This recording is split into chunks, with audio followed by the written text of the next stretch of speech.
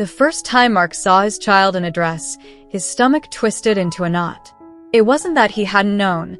Some part of him had always sensed it, ever since Jamie was little, sneaking into his sister's room to try on her clothes when no one was looking. But seeing it now, in the harsh light of the living room, with Jamie standing there, nervous but defiant, makeup carefully applied, a wig of soft auburn curls framing their face. No, her face. It made something primal inside him recoil.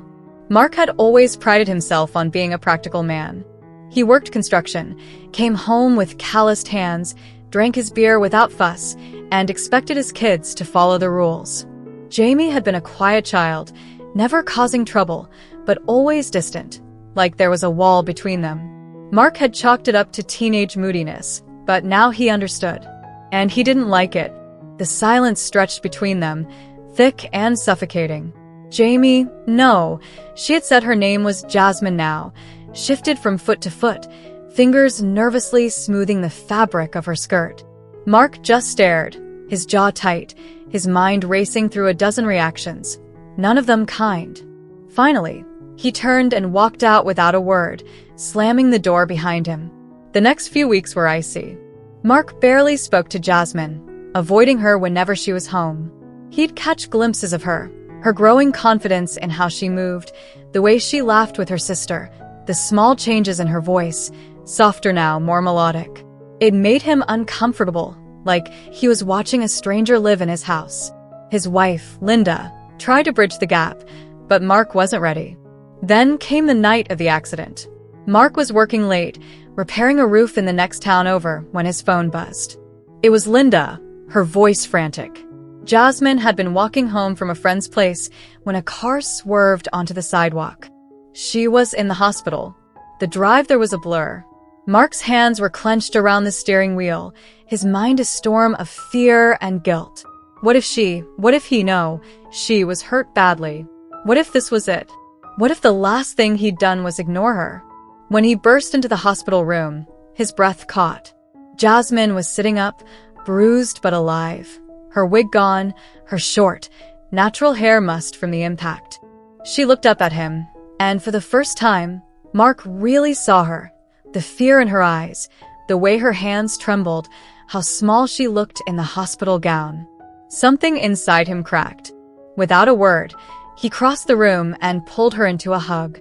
It was awkward at first, stiff, like he didn't quite know how to hold her anymore. But then she melted into him, her shoulders shaking with silent sobs, and he held her tighter. That was the turning point. Slowly, Mark started trying. He didn't understand it all, the pronouns, the hormones, the way Jasmine lit up when someone used her name, but he wanted to. He watched her from a distance at first, noticing the little things, how she'd carefully line her eyes with makeup every morning, the way she'd twirl in a new dress, the sheer relief in her smile when Linda called her my daughter in front of others. One evening, he found himself standing outside her bedroom door, hesitating before knocking. When she opened it, dressed in pajamas, her face free of makeup, she looked surprised. Mark cleared his throat, holding out a small bag. Inside was a necklace, a simple silver chain with a tiny butterfly charm. He'd seen her admiring it in a store window weeks ago. Jasmine's eyes welled up as she took it, and Mark, gruff as ever, muttered something about it suiting her before retreating down the hall. But later that night, he saw her wearing it at dinner, her fingers brushing against it like it was the most precious thing she owned. It wasn't perfect. There were still moments when Mark slipped up, when old habits made him stumble over her name. But every time he corrected himself. And every time, Jasmine smiled a little brighter. By the time her high school graduation came around, Mark was the one insisting they take extra photos, beaming with pride as she walked across the stage in a flowing dress, her diploma in hand. When she turned to wave at them, her face glowing, he didn't see the son he'd once struggled to understand. He saw his daughter, and that was enough. The years that followed were a slow unraveling of old prejudices, a quiet rewriting of the script Mark had always assumed his life would follow. There were still moments when the past whispered in his ear, when he'd catch himself expecting to hear his son's name, or when a coworker would ask about his boy, and he'd have to correct them. But each time, it got easier. Jasmine blossomed in ways Mark never could have imagined. She started college, studying art, something he'd once dismissed as impractical, but now found himself bragging about to anyone who would listen. He'd even gone to one of her exhibitions, standing awkwardly in the corner as strangers admired her paintings, their colors bold and alive, just like her. Then came the day she brought someone home. Mark had been fixing the porch steps when a car pulled into the driveway. Jasmine stepped out, radiant in a sundress, her hair longer now, curling at her shoulders. A young man followed, tall and nervous-looking, his hands shoved in his pockets. Mark wiped his palms on his jeans and stood, bracing himself. "Dad," Jasmine said, her voice steady but her eyes searching his. "This is Ryan." Mark knew what this was. He wasn't an idiot. He saw the way Ryan's gaze kept flicking to Jasmine, soft and adoring. He saw the way she leaned into him, just slightly, like she was drawing strength from his presence. For a heartbeat, the old reflex flared. The urge to scowl, to demand answers, to retreat into gruff silence. But then Jasmine's fingers twitched at her sides, and he remembered the hospital, the necklace, the way she had looked at him when he finally called her by her name for the first time. So he nodded at Ryan, stuck out his hand, and said, "Nice to meet you." The relief in Jasmine's smile could have powered the whole damn house. Dinner was awkward, but not unbearable. Ryan was polite, if quiet, and Linda filled the gaps in conversation with effortless ease. Mark mostly listened, stealing glances at his daughter. The way she laughed, the way her eyes lit up when she talked about her classes, the way Ryan's hand found hers under the table, like it was the most natural thing in the world. Later, after Ryan left and Jasmine disappeared upstairs, Linda nudged Mark with her elbow. "You did good," she murmured. He grunted, staring into his coffee. "Just don't want to mess it up." Linda smiled. "Too late for that. You're already doing it right." The wedding was small, just family and close friends, in a sunlit backyard draped with fairy lights. Jasmine wore a white lace dress, her hair pinned up in soft curls, and when she walked down the aisle, Mark's throat tightened so much he thought he might choke. He hadn't expected to cry, but when the officiant said, "You may now kiss the bride," and Ryan cupped Jasmine's face like she was something precious, Mark had to look away, blinking hard. Later, during the father-daughter dance, Jasmine rested her head on his shoulder, just like she had as a kid. "Thanks, Dad," she whispered.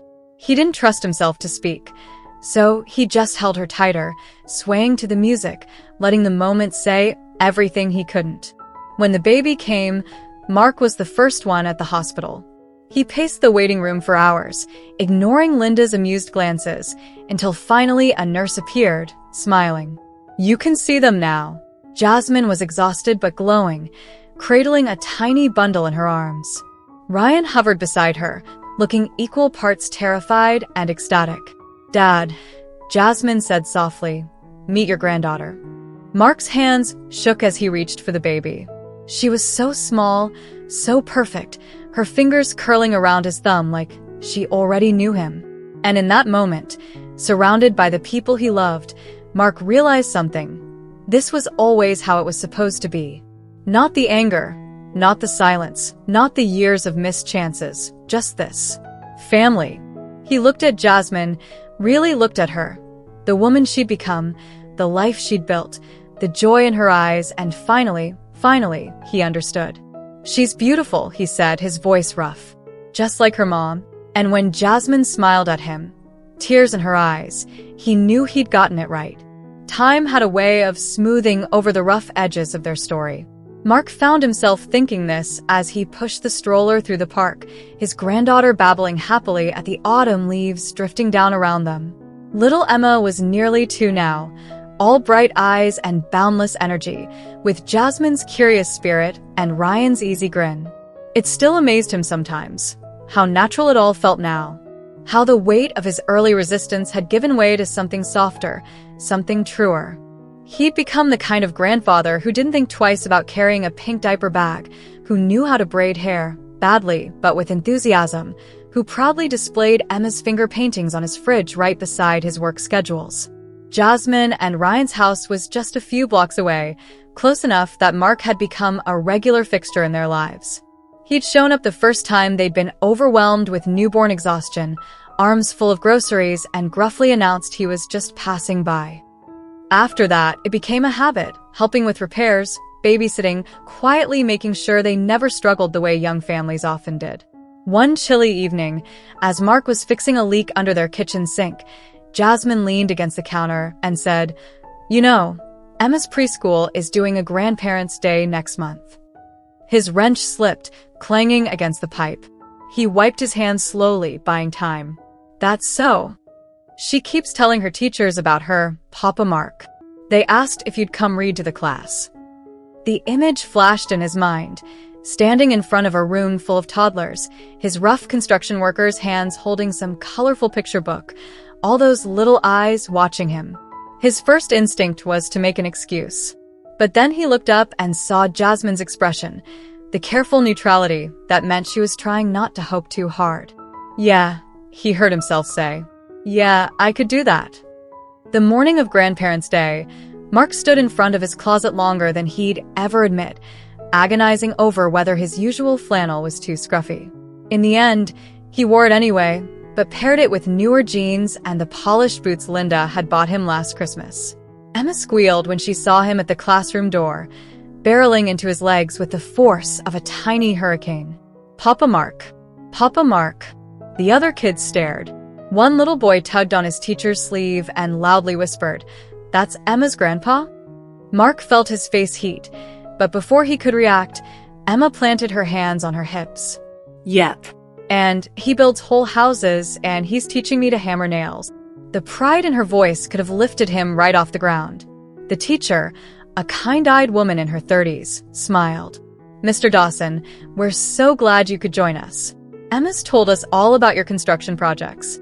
He swallowed hard, suddenly aware of every parent and grandparent watching. Yeah, brought, He fumbled in his pocket and pulled out Goodnight, construction site, its pages already worn from the dozens of times he'd read it to Emma. "If that's okay." It was more than okay. By the time he got to shut the doors and say goodnight, even the rowdiest kids were mesmerized. Afterward, Emma dragged him around the room to show him every art project and block tower, her tiny hand trustingly wrapped around his calloused fingers. When it was time to leave, she clung to his neck. "Love you, Papa Mark." Something warm and unnameable expanded in his chest.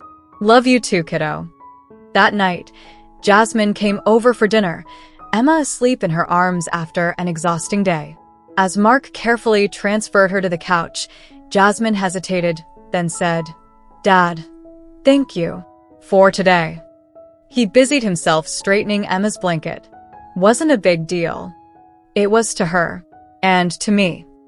When he finally met her gaze, her eyes were shimmering. "You've given her everything you struggled to give me at first. She'll never doubt how much you love her."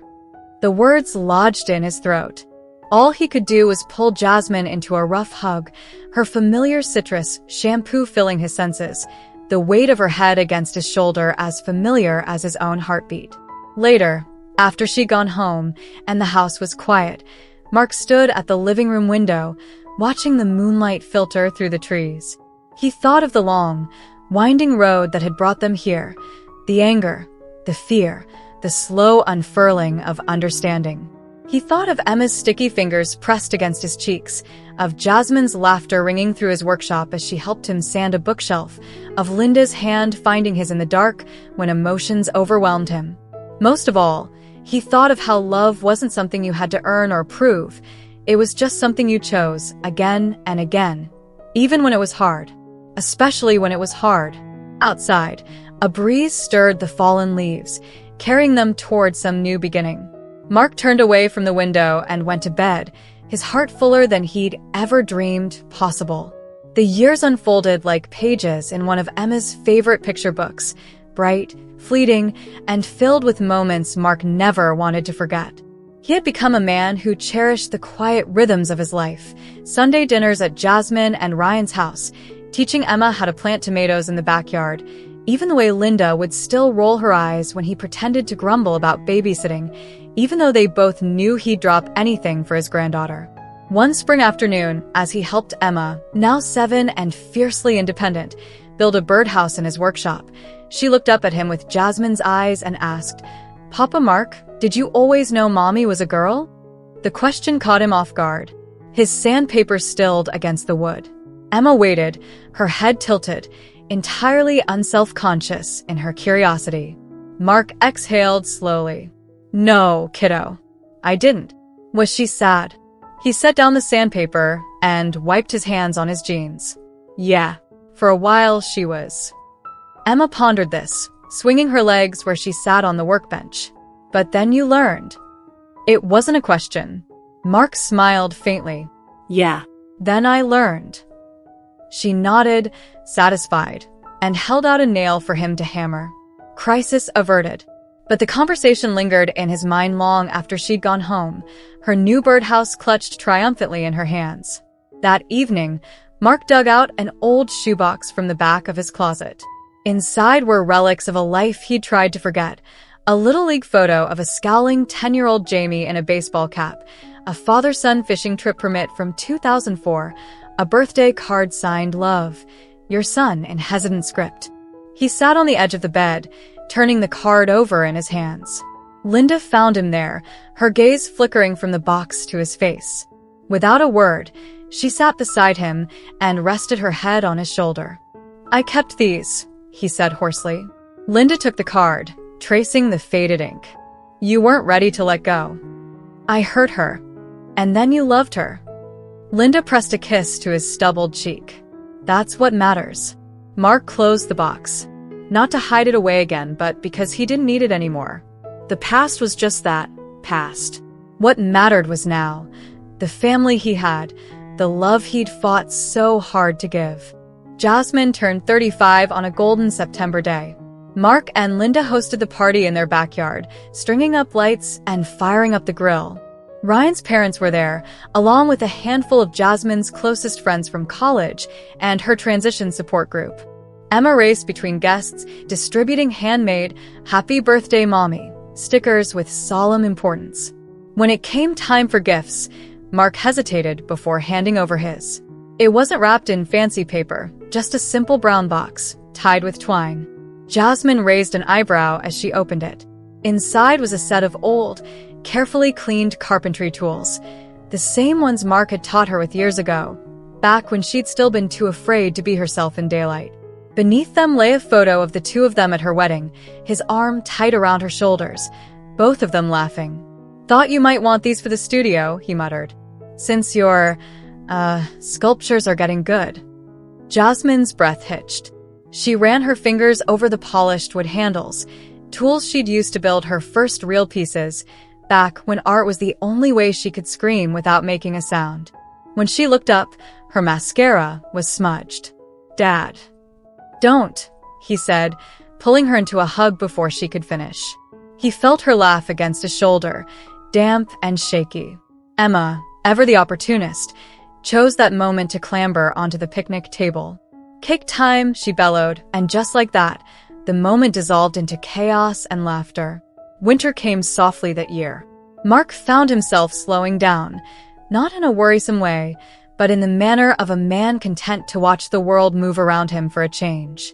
He took up knitting of all things, after Emma begged him to make her a scarf, exactly like Mommy's. It was lopsided.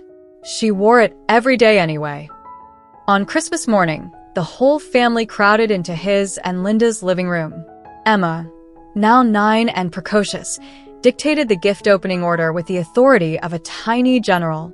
When it was Mark's turn, Jasmine handed him an envelope with a smirk. Inside was a brochure for a father-daughter woodworking retreat in Vermont. 3 days, she said. Just us. They've got a kiln for my ceramics, and you can teach me how to do dovetail joints without complaining I'm rushing. Mark blinked at the dates. This is next month. Yep. Jasmine popped the P, just like she had as a kid. Better start packing your flannel. Emma gasped. Does this mean I get to have a sleepover with Nana? Linda grinned. Oh, We'll have so much fun. Mark looked at Jasmine, really looked at her. The woman she'd become was so much braver, so much brighter than he could have imagined all those years ago in that tense living room. He reached out and squeezed her hand. "Yeah," he said. "Yeah, let's do it." The retreat was everything they'd hoped for, and more. They worked side by side in a sunlit barn, their projects taking shape under patient hands. In the evenings, they sat by the fire with the other attendees, sipping cocoa and trading stories. On the last night, as snow drifted past the windows, Jasmine leaned her head on his shoulder. "Thanks, Dad." Mark stared into the flames. For what? For showing up, even when it was hard. He swallowed around the lump in his throat. "Always, kiddo." And he meant it. Through every uncertain step, every changed pronoun, every milestone and meltdown and moment of quiet joy, he'd keep showing up. Not because he was perfect, but because she was his. Because love wasn't about getting it right the first time. It was about trying again and again until the trying became as natural as breathing. As the fire crackled and the snow fell, Mark Dawson, once an unsupportive dad, now just a father who loved his daughter, knew there was nowhere else he'd rather be. And that was enough. Thank you so much for watching till now. It means the world to have you here. This community is all about empowering each other and celebrating the incredible journeys of everyone on their path to living authentically. If you're ever feeling lost or alone, remember you have a whole family here for you. Hit that subscribe button, smash that like button, and let's keep inspiring each other, sending you all the love and strength in the world. Until next time, live your life by your rules.